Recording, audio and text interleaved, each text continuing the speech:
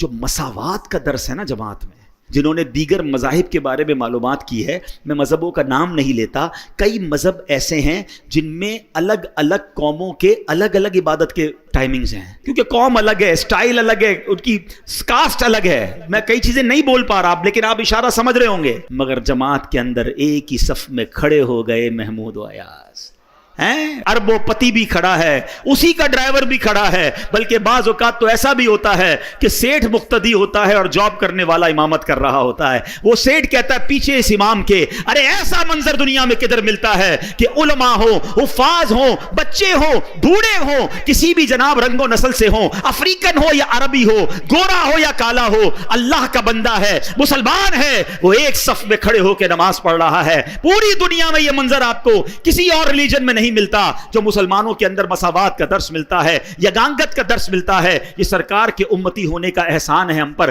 جب یہ منظر میرے رب کی رحمت ملاحظہ کرتی ہوگی، کیسی رحمتیں برستی ہوں گی۔ اور نماز قضا ہونے کا تو تصور بھی نہیں ہونا چاہیے، یعنی یہ تو ہماری ڈکشنری میں ہی نہیں ہونا چاہیے کہ نماز بھی قضا ہو سکتی ہے، یہ پاسبل ہی نہیں ہے۔ آپ اگر چاہیں گے نا نماز پڑھنا، راستے خود نکلیں گے۔ آپ ٹرین میں بھی پڑھ لو گے، آپ جہاز میں بھی پڑھ لو گے، آپ بس اگر چاہتے ہیں۔ کھانا بھی تو کھا ہی لیتے ہیں نا۔ لوگ کہتے ہیں یار 4 نمازیں تو پڑھ لیتے ہیں، فجر نہیں ہو پاتی۔ کیوں بھائی؟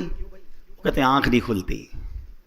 بڑا عجیب بات ہے، تمہاری فجر میں آنکھ نہیں کھلتی۔ کبھی ایسا ہوا کہ صبح 7 بجے کی فلائٹ اس لیے مس ہو گئی ہو کہ آنکھ نہ کھلی ہو؟